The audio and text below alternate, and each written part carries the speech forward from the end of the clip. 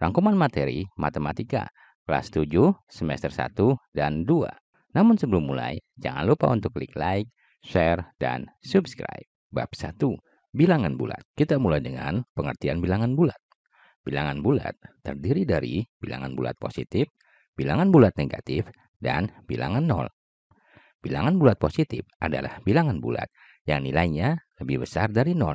Misalnya 1, 2, 3, dan seterusnya.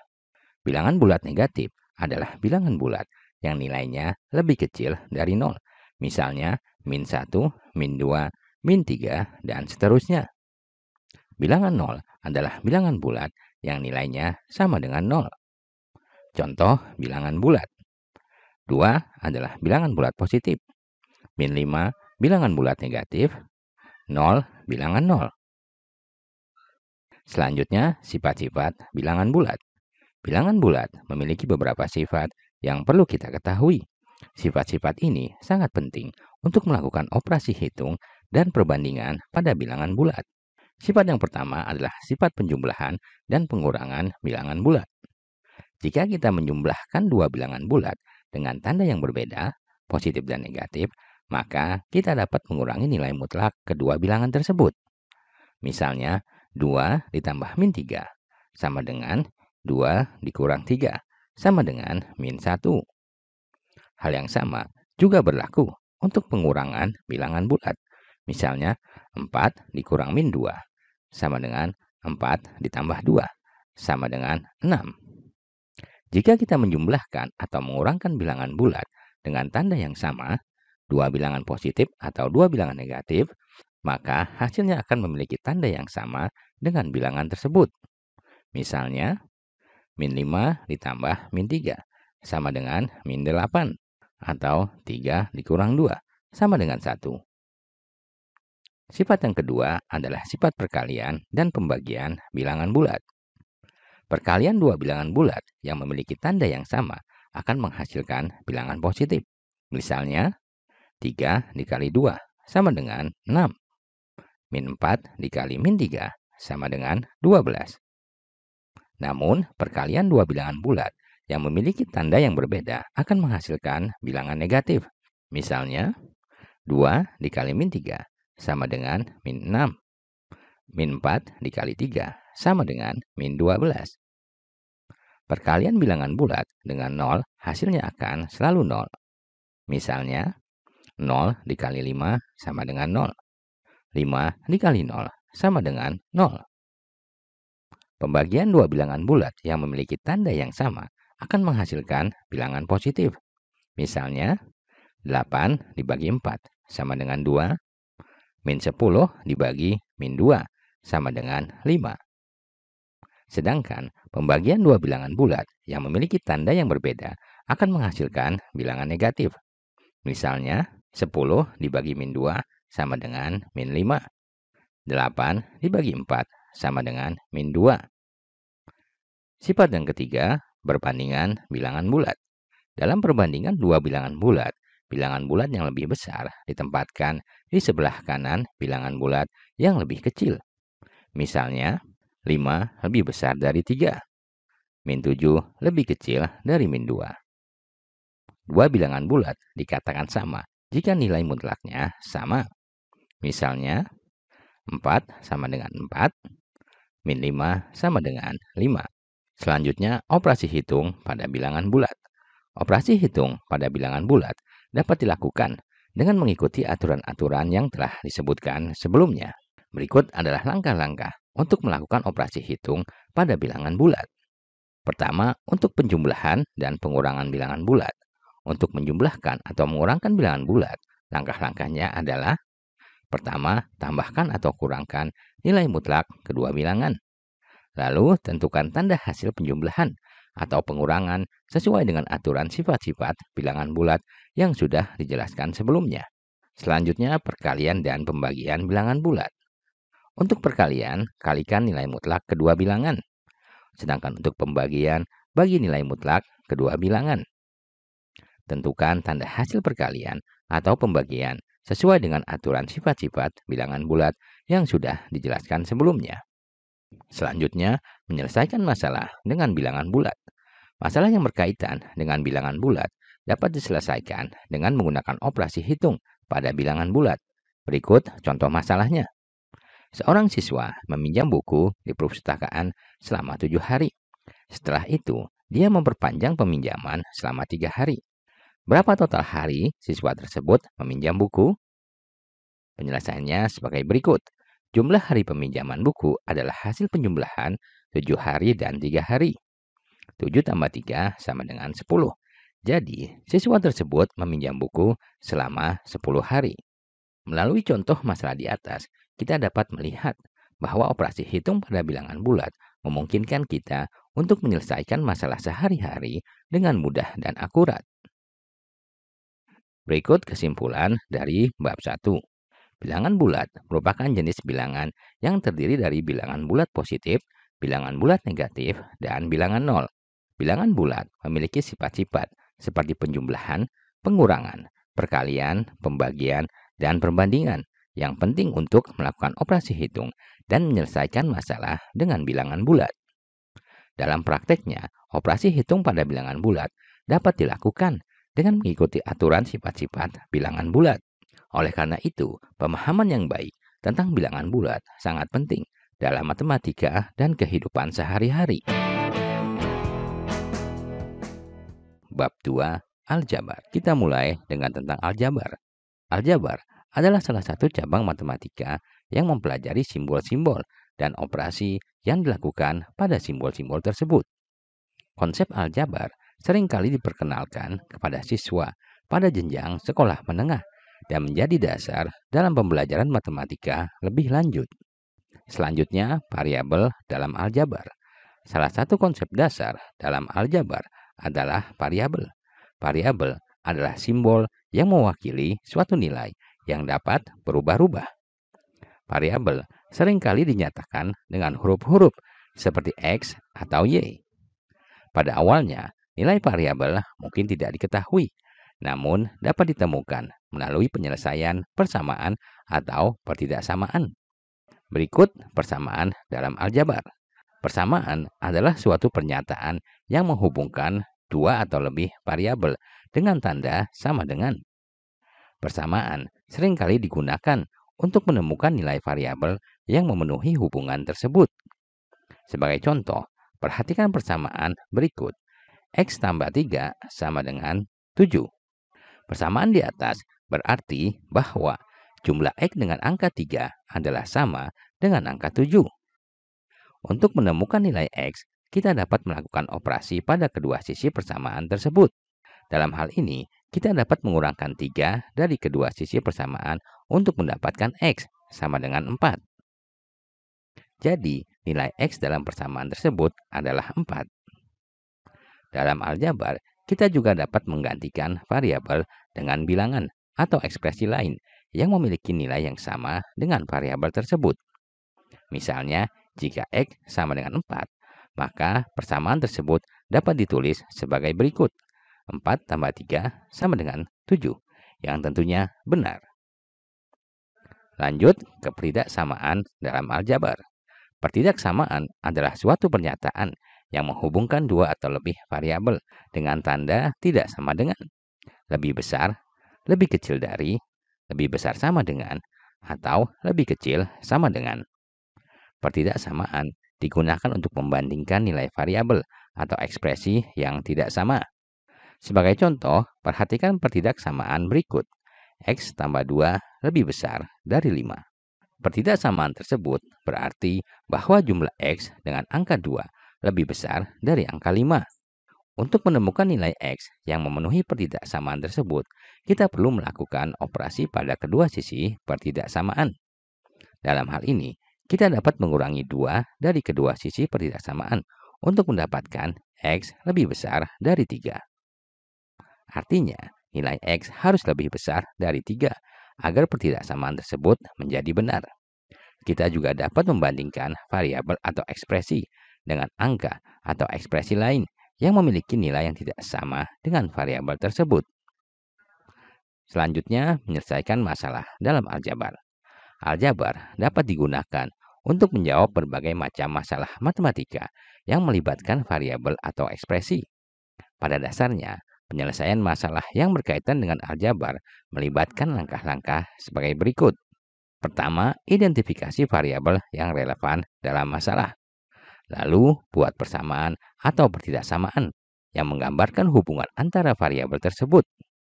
Kemudian, selesaikan persamaan atau pertidaksamaan untuk menemukan nilai variabel yang memenuhi hubungan tersebut.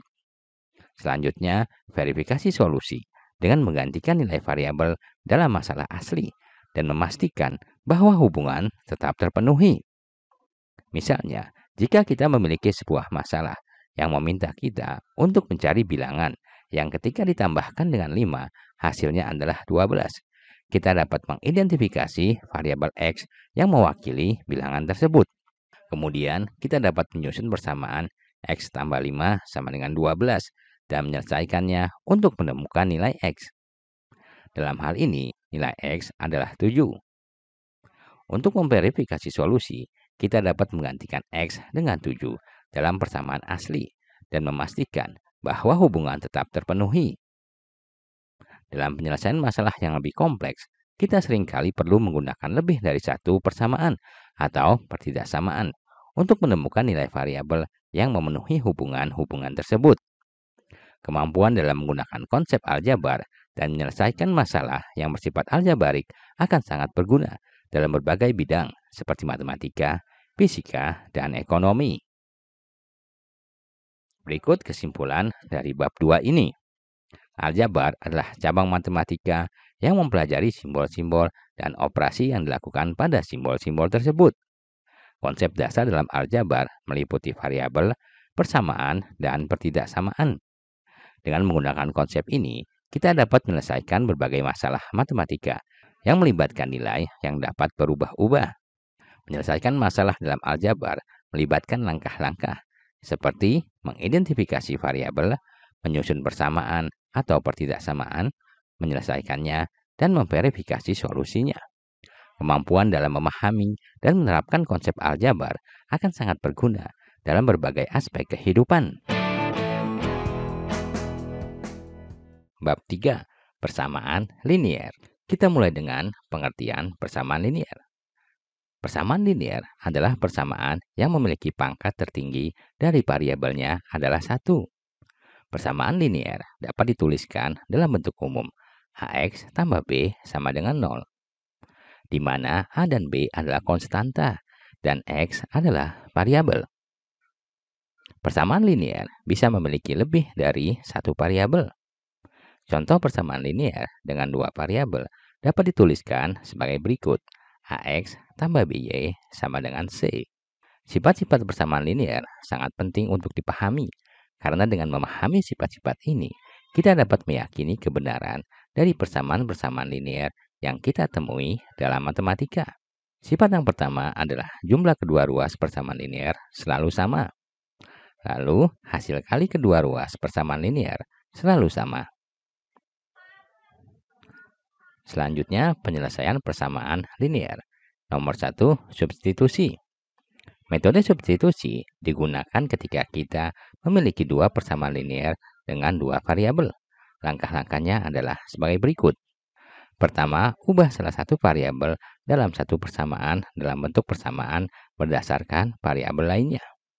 2. Substitusikan persamaan baru ini ke persamaan kedua. 3. Hitung nilai variabel yang tersisa. Lalu, substitusikan nilai variabel ke dalam persamaan asli untuk mendapatkan nilai variabel lainnya. Contoh, persamaan pertama 2x tambah y sama dengan 5. Persamaan kedua 3x min y sama dengan 4. Dalam persamaan 1, kita dapat mengubahnya menjadi y sama dengan 5 dikurang 2x. Kemudian, substitusikan persamaan ini ke persamaan kedua, 3x dikurang 2 kurung buka 5 min 2x kurung tutup sama dengan 4. Setelah menghitung dan menyederhanakan persamaan ini, kita dapat mendapatkan nilai variabel X. Substitusikan nilai X ke persamaan asli untuk mendapatkan nilai variabel Y. Metode yang kedua adalah eliminasi. Metode eliminasi digunakan ketika punya dua persamaan linier dengan dua variabel. tetapi tidak dapat secara langsung disubstitusikan satu sama lainnya. Langkah-langkahnya adalah sebagai berikut. Pertama, ubah satu persamaan untuk membuat koefisien variabel yang berbenturan menjadi sama. Lalu, tambahkan atau kurangkan kedua persamaan untuk menghilangkan variabel yang berbenturan. Selanjutnya, hitung nilai variabel yang tersisa. Lalu, substitusikan nilai variabel ke dalam persamaan asli untuk mendapatkan nilai variabel lainnya. Contoh, persamaan pertama, 3x dikurang 2y sama dengan 7. Persamaan kedua, 2x tambah 3y sama dengan 4. Langkah-langkahnya adalah sebagai berikut. Pertama, ubah persamaan 1 menjadi 6x dikurang 4y sama dengan 14. Lalu, tambahkan kedua persamaan untuk menghilangkan variabel y menjadi 8x sama dengan 18. Setelah menghitung dan menyederhanakan persamaan ini, kita mendapatkan nilai variabel x. Lalu substitusikan nilai x ke persamaan asli untuk mendapatkan nilai variabel y. Metode yang ketiga adalah gabungan substitusi dan eliminasi. Kadang-kadang kita perlu menggunakan metode substitusi dan eliminasi dalam menyelesaikan persamaan linear.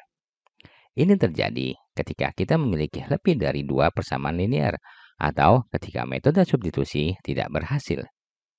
Langkah-langkah yang diperlukan akan tergantung pada kompleksitas dari persamaan-persamaan tersebut, tetapi prinsip dasarnya tetap sama, yaitu pertama lakukan substitusi atau eliminasi terlebih dahulu sesuai kebutuhan.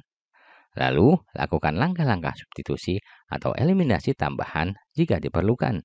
Selanjutnya, hitung nilai variabel yang tersisa dan substitusikan nilai variabel ke dalam persamaan asli untuk mendapatkan nilai variabel lainnya.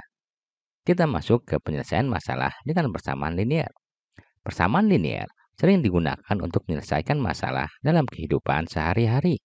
Beberapa contoh masalah yang dapat diselesaikan dengan menggunakan persamaan linear antara lain masalah penjualan.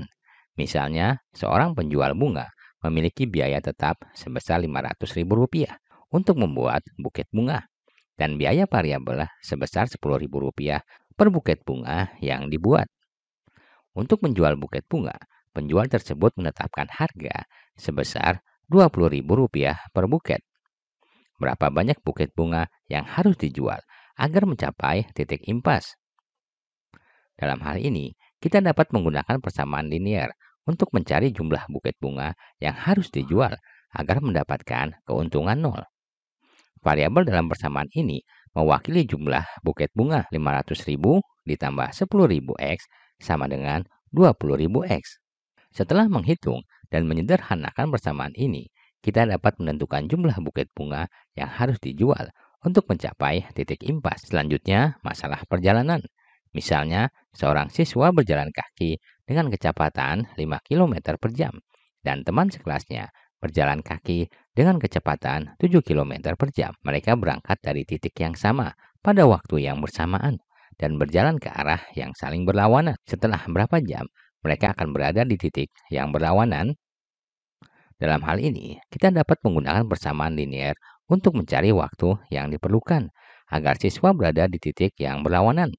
Variabel dalam persamaan ini mewakili waktu yang diperlukan. 5T tambah 7T sama dengan 0. Setelah menghitung dan menyederhanakan persamaan ini, kita dapat menemukan waktu yang dibutuhkan agar siswa berada di titik yang berlawanan. Berikut kesimpulan dari bab 3. Bab 3 dalam matematika kelas 7 membahas tentang persamaan linear yang merupakan persamaan dengan pangkat tertinggi variabel adalah 1. Persamaan linear memiliki sifat-sifat tertentu yang penting untuk dipahami. Persamaan linear dapat diselesaikan dengan menggunakan metode substitusi, eliminasi, atau gabungan keduanya. Selain itu, persamaan linear digunakan untuk menyelesaikan masalah dalam kehidupan sehari-hari, seperti masalah penjualan dan perjalanan. Memahami konsep dan menyelesaikan persamaan linear akan memberikan dasar yang kuat dalam matematika dan membantu kita dalam menyelesaikan masalah yang berhubungan dengan persamaan linear di dunia nyata. Praktek dan pemahaman yang terus-menerus akan membantu memperkuat keterampilan matematika kita dan meningkatkan pemahaman kita tentang berbagai konsep matematika lainnya. Bab 4, perbandingan senilai dan berbalik. Kita mulai dengan pengertian perbandingan.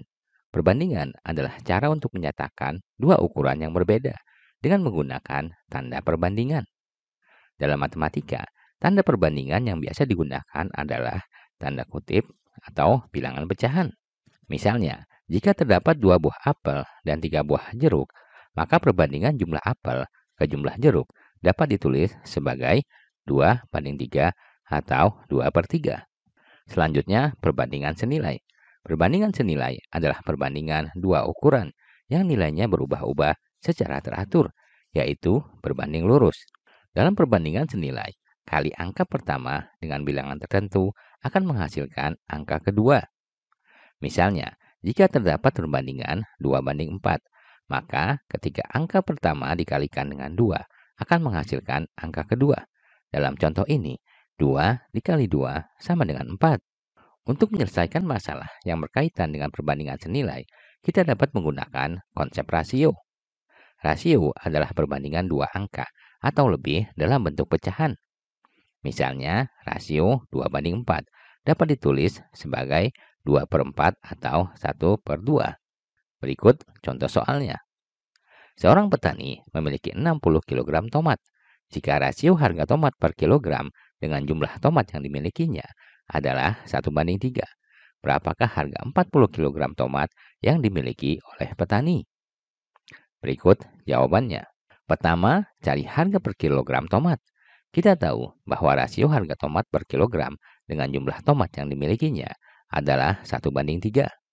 Jadi, harga per kilogram tomat adalah 1/3 dari harga total. Kemudian, kita harus mencari harga total untuk 60 kg tomat. Karena kita mengetahui harga per kilogram dan jumlah tomat, kita dapat menggunakan rasio ini untuk mencari harga total. Dalam hal ini, harga total untuk 60 kg tomat adalah 3/3 dari harga total, atau harga total itu sendiri. Kemudian, kita dapat mencari harga per kilogram dengan membagi harga total dengan jumlah tomat.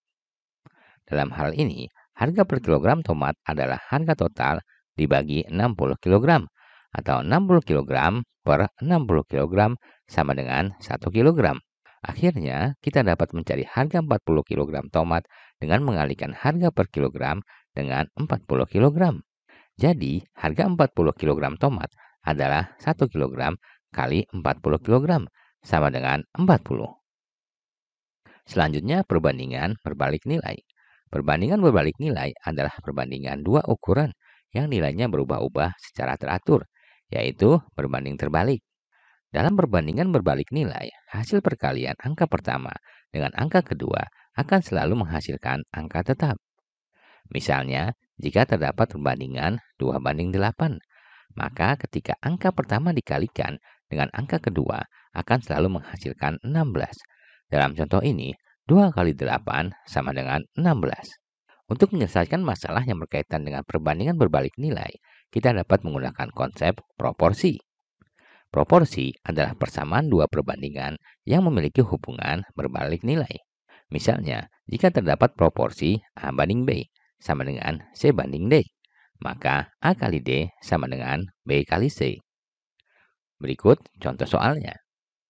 Jika 40 lembar kain dapat membuat 8 baju, berapa banyak baju yang dapat dibuat dari 200 lembar kain yang sama? Jawabannya adalah, pertama, kita perlu mencari berapa banyak baju yang dapat dibuat dari satu lembar kain. Karena kita tahu bahwa 40 lembar kain dapat membuat 8 baju, maka satu lembar kain dapat membuat 8 baju dibagi 40 lembar kain, sama dengan 8 baju. Dalam hal ini, proporsi yang kita miliki adalah 1:40 sama dengan 8:X. Kemudian, kita dapat menggunakan konsep proporsi untuk mencari nilai X.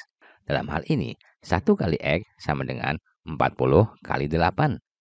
Kemudian, kita dapat mencari nilai X dengan membagi kedua sisi persamaan dengan 1. Dalam hal ini, X sama dengan 40 kali 8 per 1, sama dengan 320. Jadi, dari 200 lembar kain dapat dibuat 320 baju. Materi Matematika kelas 7, bab 4, mengajarkan tentang perbandingan senilai dan perbandingan berbalik nilai. Perbandingan senilai adalah perbandingan dua ukuran yang nilainya berubah-ubah secara teratur. Sementara perbandingan berbalik nilai adalah perbandingan dua ukuran yang nilainya berubah-ubah secara terbalik. Dalam menyelesaikan masalah yang berkaitan dengan perbandingan senilai, kita dapat menggunakan konsep rasio. Sementara dalam menyelesaikan masalah yang berkaitan dengan perbandingan berbalik nilai, kita dapat menggunakan konsep proporsi. Bab 5. Bangun datar. Kita mulai dengan jenis-jenis bangun datar. Terdapat berbagai jenis bangun datar yang dapat kita pelajari. Di antaranya adalah bangun datar segi 4, bangun datar segi 3, dan bangun datar lingkaran. Bangun datar segi 4 antara lain persegi, persegi panjang, trapesium, belah ketupat, layang-layang, dan jajaran genjang. Sedangkan bangun datar segi 3 antara lain segitiga sama sisi, segitiga sama kaki, segitiga siku-siku, dan segitiga sembarang. Sedangkan untuk bangun datar lingkaran adalah lingkaran. Setiap jenis bangun datar memiliki sifat-sifat yang spesifik. Misalnya, persegi memiliki keempat sisi yang sama panjang dan keempat sudutnya adalah sudut siku-siku. Trapesium memiliki satu pasang sisi sejajar, sedangkan jajaran genjang memiliki dua pasang sisi sejajar. Dengan memahami sifat-sifat ini, kita dapat mengidentifikasi dan mengklasifikasikan bangun datar dengan lebih baik. Selanjutnya, luas dan keliling. Setiap bangun datar memiliki luas dan keliling yang dapat dihitung menggunakan rumus tertentu. Luas merupakan ukuran bidang yang dibatasi oleh garis atau kurva pada bangun datar. Sedangkan keliling adalah panjang garis yang mengelilingi suatu bangun datar. Berikut ini adalah beberapa rumus luas dan keliling bangun datar yang perlu kita ketahui. Pertama, bangun datar segi 4. Luas, rumusnya adalah sisi kali sisi. Sedangkan keliling, rumusnya adalah 4 kali sisi. Persegi panjang, luas, panjang kali lebar. Keliling, 2 panjang tambah 2 lebar. Trapesium, luasnya setengah kali A tambah B kali T. Sedangkan kelilingnya A tambah B tambah C tambah D. Belah ketupat, luas setengah kali D1 kali D2. Keliling 4 kali S. Layang-layang, luas setengah kali D1 kali D2. Keliling 2 kali A tambah B. Jajar genjang, luas sama dengan alas kali tinggi. Keliling 2 kali A tambah B. Selanjutnya, bangun datar segitiga. Segitiga sama sisi, luas sama dengan 1/4 kali sisi kuadrat kali akar 3. Keliling 3 kali sisi. Segitiga sama kaki, luas setengah kali alas kali tinggi. Keliling 2 sisi kali A. Segitiga siku-siku, luas setengah kali alas kali tinggi.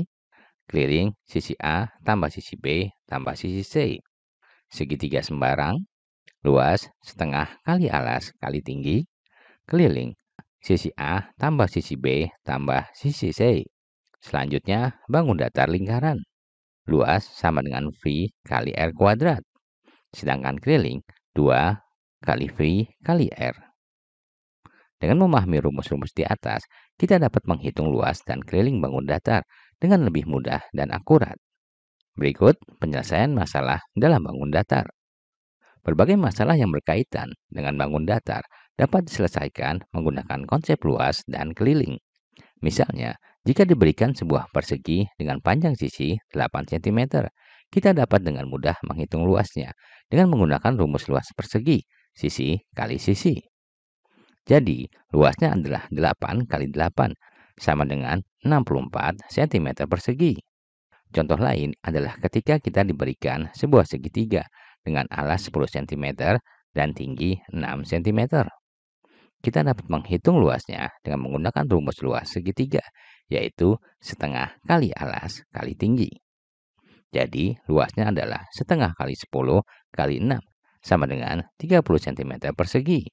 Dalam kehidupan sehari-hari, pemahaman tentang bangun datar juga sangat bermanfaat dalam pemecahan masalah yang melibatkan penempatan objek, perhitungan bahan untuk konstruksi, dan lain sebagainya. Dengan memahami sifat-sifat dan rumus bangun datar, kita dapat menerapkan pengetahuan kita untuk mengatasi berbagai masalah yang mungkin muncul dalam kehidupan sehari-hari. Berikut ini kesimpulan dari bab 5. Dalam matematika kelas 7, bab 5 mengajarkan kita tentang bangun datar. Kita mempelajari berbagai jenis bangun datar, seperti segi empat, segitiga, dan lingkaran, serta sifat-sifat yang dimiliki oleh masing-masing bangun datar tersebut. Kita juga mempelajari rumus luas dan keliling untuk setiap jenis bangun datar, sehingga dapat menghitung luas dan kelilingnya dengan lebih mudah. Penerapan konsep luas dan keliling bangun datar juga dapat membantu kita dalam menyelesaikan berbagai masalah dalam kehidupan sehari-hari. Dengan pemahaman yang baik tentang bangun datar, kita dapat meningkatkan kemampuan matematika kita dan memahami bagaimana matematika berperan dalam kehidupan nyata. Bab 6. Bangun ruang. Kita mulai dengan pengertian bangun ruang. Bangun ruang merupakan suatu konsep matematika yang melibatkan 3 dimensi. Dalam bangun ruang, terdapat luas permukaan dan volume yang dapat dihitung dengan menggunakan rumus tertentu. Luas permukaan merupakan jumlah semua luas bidang-bidang datar yang membentuk bangun ruang, sedangkan volume adalah besar ruang yang dapat diisi oleh bangun ruang tersebut. Selanjutnya, jenis-jenis bangun ruang. Yang pertama, ada bangun ruang prisma.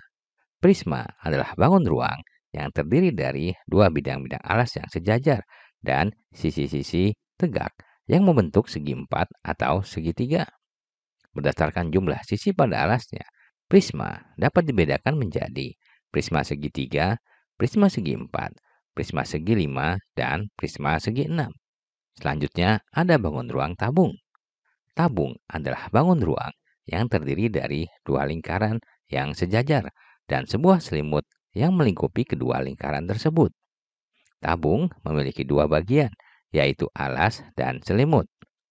Luas permukaan tabung dapat dihitung dengan menggunakan rumus tertentu. Bangun ruang bola.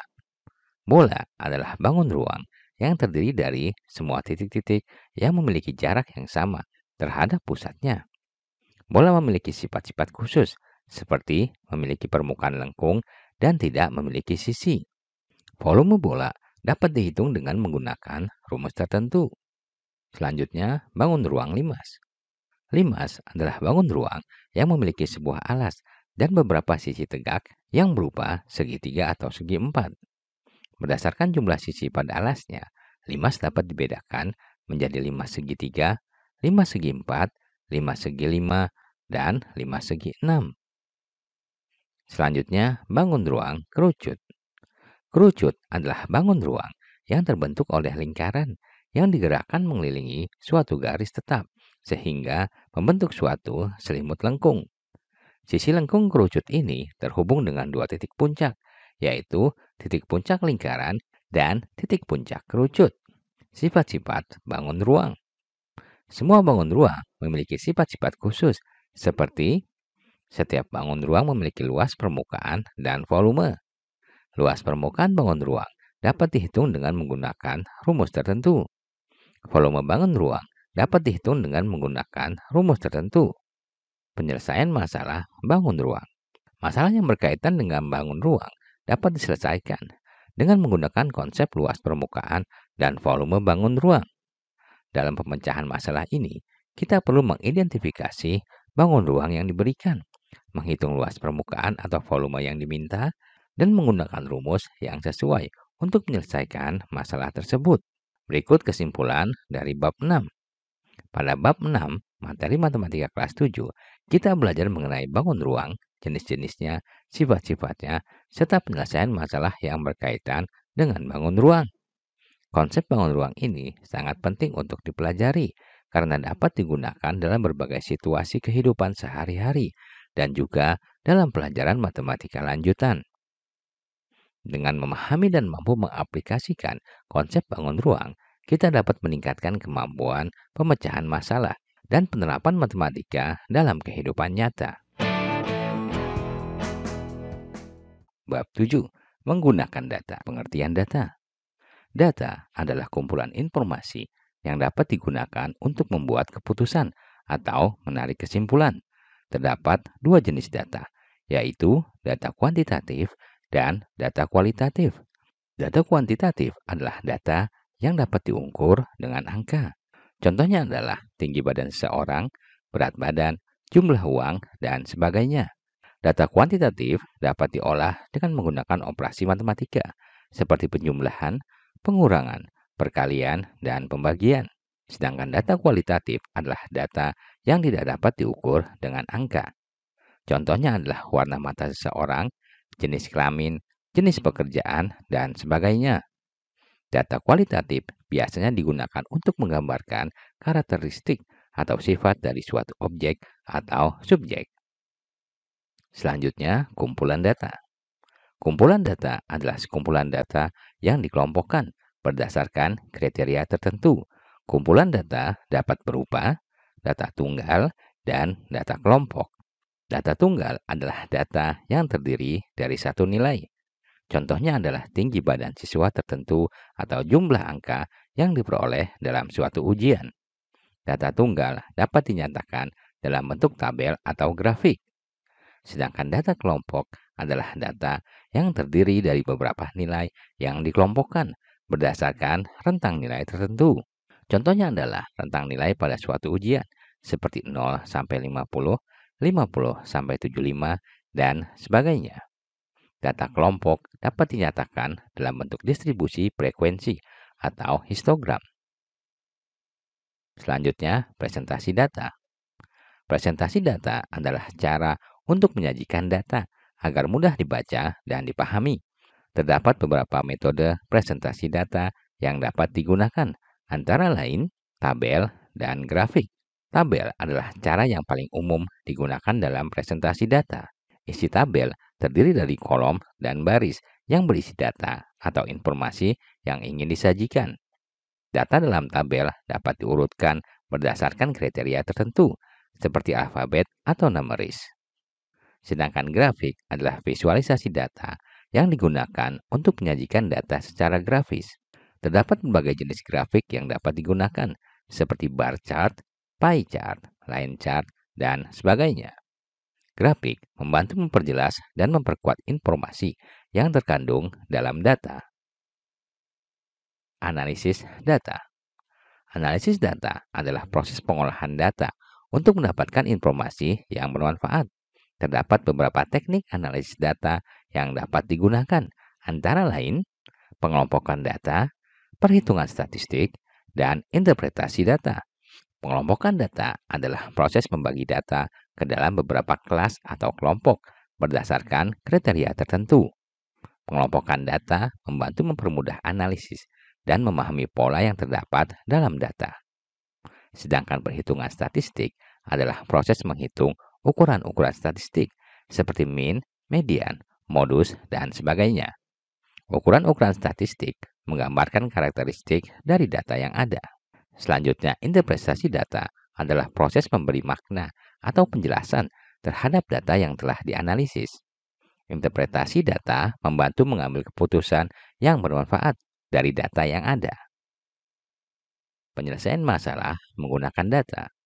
Masalah yang berkaitan dengan data dapat diselesaikan dengan menggunakan konsep kumpulan data, presentasi data, dan analisis data.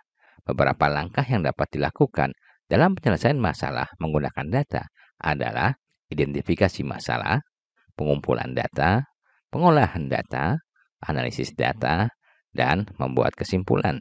Langkah pertama adalah mengidentifikasi masalah yang ingin diselesaikan. Masalah tersebut harus jelas dan spesifik agar dapat ditentukan jenis data yang dibutuhkan. Setelah masalah diidentifikasi, langkah selanjutnya adalah mengumpulkan data yang relevan dengan masalah tersebut. Data dapat diperoleh melalui observasi, survei, atau pengumpulan data lainnya. Data yang telah dikumpulkan kemudian diolah untuk mendapatkan informasi yang diperlukan. Pengolahan data dapat dilakukan dengan menggunakan alat bantu seperti komputer dan perangkat lunak pengolahan data. Data yang telah diolah kemudian dianalisis untuk mendapatkan informasi yang bermanfaat. Analisis data melibatkan penggunaan teknik analisis data yang sesuai dengan masalah yang ingin diselesaikan. Berdasarkan hasil analisis data, kesimpulan dapat diambil untuk menyimpulkan masalah yang sedang dihadapi.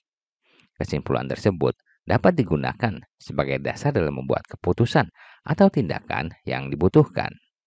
Materi matematika kelas 7, bab 7, menggunakan data, merupakan pembelajaran yang penting dalam pemahaman dan penerapan data dalam kehidupan sehari-hari. Dengan pemahaman yang baik mengenai pengertian data, jenis-jenis data, kumpulan data, presentasi data, dan analisis data, siswa dapat mengembangkan kemampuan dalam memahami, menganalisis, dan mempresentasikan data dengan baik. Penyelesaian masalah yang berkaitan dengan data juga dapat dilakukan dengan langkah-langkah yang sistematis dan terarah.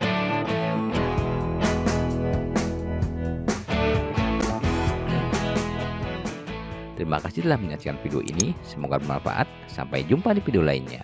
Jangan lupa untuk klik like, share, dan subscribe.